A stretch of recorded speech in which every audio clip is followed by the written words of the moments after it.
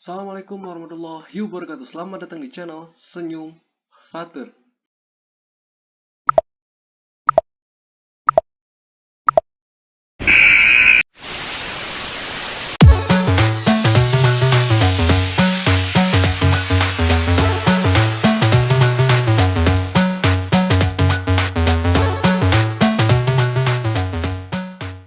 Bagaimana kabar anak-anak semua hari ini? Ya, semoga sehat selalu, tetap jaga kesehatan dan jaga kebersihan ya anak-anak ya. Ketemu lagi dengan Bapak Fatur Rizky Amelia atau biasa Bapak dipanggilnya Pak Fatur. Di video pembelajaran jarak jauh kali ini, seperti biasa di channel Senyum Fatur ini, kita akan belajar bersama-sama terkait dengan pembelajaran PJOK pada kelas 5. Jadi untuk anak-anak semua yang kelas 5, silahkan tonton video ini dari awal sampai akhir, kemudian di like, di share, di komen, dan juga di subscribe. Dan nyalakan lonceng notifikasinya agar anak-anak semua tahu updatean terbaru dari channel Senyum Fatur. Nah, sekarang sebelum kita melakukan pembelajaran hari ini, sebelum kita mempelajari pembelajaran hari ini, alangkah baiknya kita berdoa agar pembelajaran kali ini bermanfaat dan berguna untuk anak-anak semua. Berdoa menurut agama dan kepercayaan masing-masing, dimulai.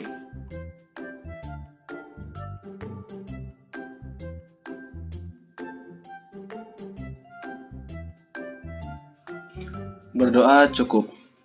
Nah, sekarang kita akan membahas pada pembelajaran kelas 5 kali ini. Jadi siap untuk belajar ya. Nah, di pembelajaran kali ini kita akan membahas pada pembelajaran kelas 5 tentang permainan bola kecil. Nah, di sebelumnya itu kita sudah belajar tentang permainan bola besar, yaitu ada bola basket, volley, dan sepak bola. Dan kali ini kita akan belajar tentang permainan bola kecil. Ya, permainan apa? Nanti ya, sabar, oke? Nah, sebelum ke pembelajaran kali ini, seperti biasa, Bapak akan mengingatkan dan selalu akan terus mengingatkan untuk protokol kesehatan yang dianjurkan oleh pemerintah. Ada berapa?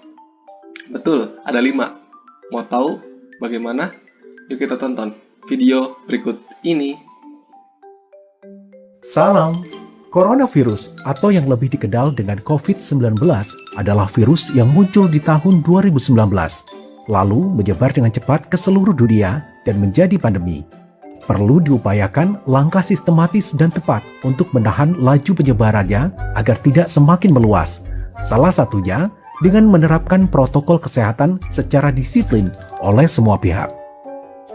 So pasti kita semua ingin pandemi ini segera usai kan? Lalu, apakah gerakan 5M itu? 5M adalah gerakan pencegahan COVID-19 yang dicetuskan pada tahun 2020, berisi 5 hal penting yang wajib diterapkan oleh kita semua. Karena kelima hal itu diawali dengan huruf M, makanya dinamakan 5M. Ayo kita cari tahu. Pertama, memakai masker. Ketika keluar rumah, sebaiknya memakai masker. Tidak hanya asal memakai masker loh ya. Oh, no, tidak. Bukan seperti itu cara memakainya. Pasang masker dengan benar. Eits, nggak gitu juga ya. Nah, gitu, baru cakep. Gunakan masker menutup sebagian wajah kita dari dagu sampai menutup mulut dan hidung. Serta, pastikan tidak ada sela antara wajah dan masker. Kedua, mencuci tangan. Sebelum memakai masker, sebaiknya terlebih dahulu mencuci tangan dengan bersih ya. Bukan mencuci tangan di ember cucian. Cucilah tangan secara merata di seluruh telapak tangan. Pakailah sabun dan cucilah tangan dengan air yang mengalir. Cucilah tangan sesering mungkin ketika hendak melakukan aktivitas apapun dan dimanapun. 3. Menjaga jarak. Karena suatu urusan yang penting, suatu saat kita terpaksa harus keluar rumah. Nah, yang harus diingat jika kita harus bertemu orang lain adalah tetap menjaga jarak minimal 1-2 meter ya. Tapi, jangan terlalu jauh juga gitu kali ya. Hehehe. Berikutnya, yang keempat, menjauhi kerumunan. Contohnya, jika kita diajak emak-emak tetangga untuk bergosip, sebaiknya ditolak. Karena dikhawatirkan corona akan tersebar saat kita berkerumun. Kan gak asik kalau ngegosip tetangga udah dosa, kena COVID lagi. Duh, astagfirullahaladzim, jangan deh. Dan yang kelima, mari kita membatasi mobilitas dan interaksi. Apabila tidak ada kegiatan penting di luar rumah, maka lebih baik di rumah saja. Atau jika memungkinkan, kegiatan dilakukan secara online untuk mengurangi interaksi dan mobilitas. Untuk itulah dicanangkan gerakan 5M sebagai salah satu upaya strategis untuk meminimalisir penyebaran COVID-19 di Indonesia. Nah, itu tadi video terkait dengan protokol kesehatan yang dianjurkan oleh pemerintah. Ada 5 kan tadi ya? Ada 5. Yang pertama, memakai masker. Yang kedua, itu menjaga jarak. Yang ketiga, mencuci tangan dengan air yang mengalir, dengan sabun ataupun hand sanitizer. Yang keempat, menjauhi kerumunan. Dan yang kelima, mengurangi mobilitas.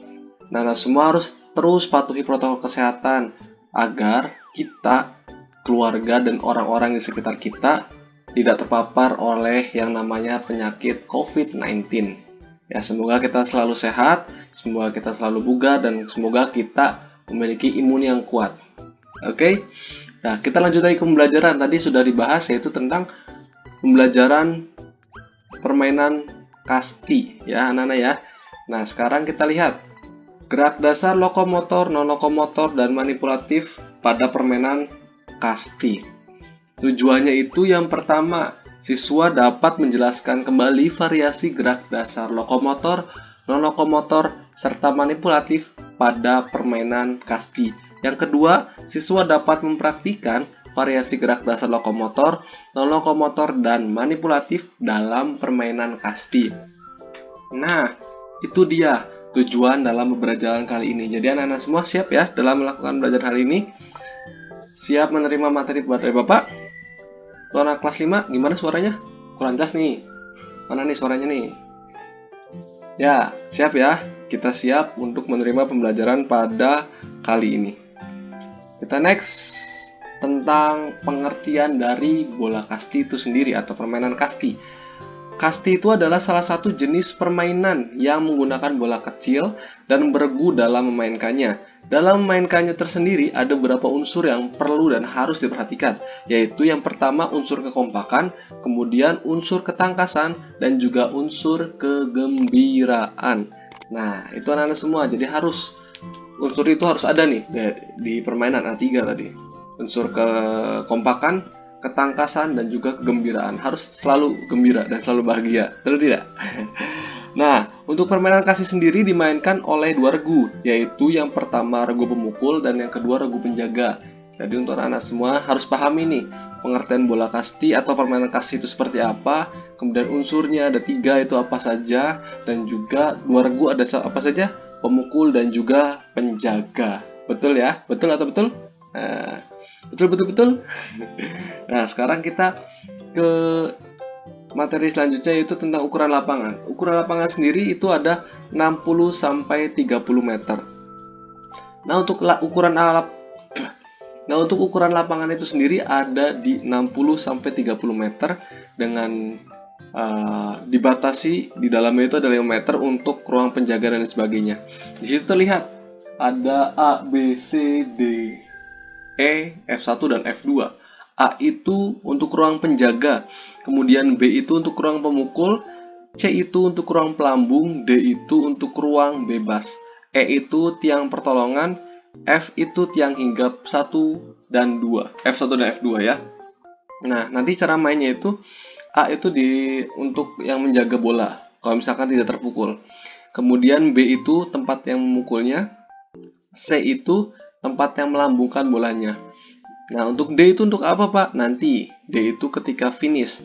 Nah, ketika bolanya sudah dipukul, bisa lari ke E atau bisa lari langsung ke F. Atau misalkan tidak bisa terpukul sampai 3 kali, maka harus berlari dengan bebas ke E.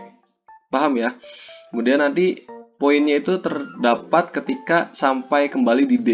Kalau misalkan dari pemain masuk ke F dulu, kemudian baru ke D, itu poinnya 1, dan ketika pemain itu dari pemukul lari terus langsung balik lagi ke ruang D, itu dapat poin 2 ya. Dipahami ya. Nanti kita akan praktikan di video setelah pembelajaran rounders. Nah, sekarang kita akan teori dulu terkait dengan kasti dan juga rounders. Nanti selanjutnya akan ada video praktik pada permainan rounders. Nah, teknik dasar dalam permainan kasti sendiri ada 3. Yang pertama itu memukul, yang kedua itu melempar, dan yang ketiga itu menangkap bola.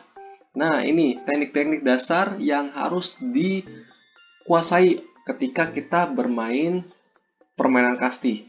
Memukul, melempar, dan menangkap. Nah, sekarang teknik dasar permainan kasti itu yang pertama ada melempar. Melempar sendiri ada 3 cara, anak-anak. Ada 3 cara dalam mempraktikkan atau yang harus dikuasai ketika kita bermain permainan kasti. Yang pertama, bola melambung.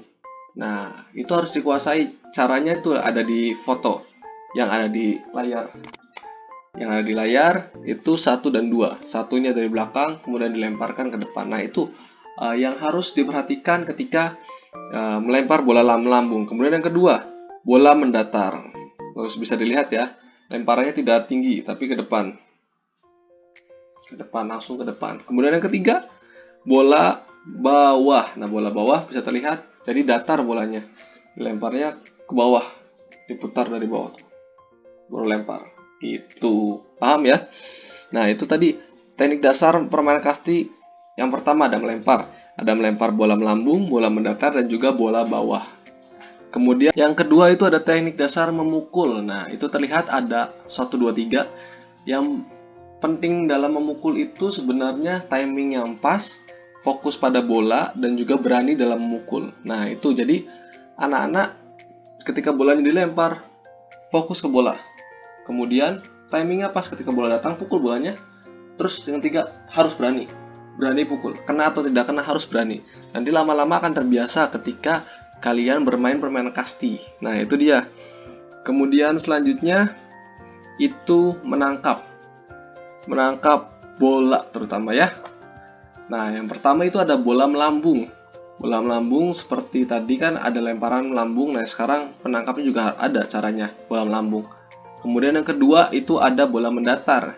Dan yang ketiga itu bola bawah. Caranya yang bola bawah dengan berdiri langsung posisi ruku. Dan yang kedua itu setengah jongkok. Nah, itu teknik-teknik dasar dalam permainan kasti, ada melempar, memukul, dan menangkap bola. Nah, kita sampai di penghujung pembelajaran kali ini. Kesimpulannya yaitu kasti adalah salah satu permainan yang menggunakan bola kecil dan beregu dalam memainkannya. Kemudian dalam permainan kasti juga dimainkan oleh 2 regu, yaitu pemukul dan regu penjaga. Ketiga, ukuran lapangannya sendiri itu 60 meter kali 30 meter.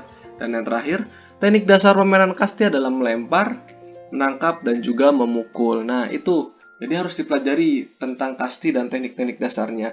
Nanti setelah ini kita akan belajar tentang rounders, dan kemudian kita akan praktik bagaimana sih melempar melambung, mendatar, dan bawah. Kemudian memukul, kemudian menangkap bola melambung, menangkap bola datar, dan menangkap bola bawah. Oke anak-anak, nah itu tadi pembelajaran untuk hari ini. Terima kasih yang sudah menonton, terima kasih yang sudah support channel Bapak. Terakhir, jangan lupa di like, komen, dan juga di subscribe. Dan juga nyalakan lonceng notifikasinya agar anak-anak semua tahu updatean terbaru dari channel Senyum Fatur. Sekali lagi terima kasih, dan jangan lupa buat bahagia. Bye-bye.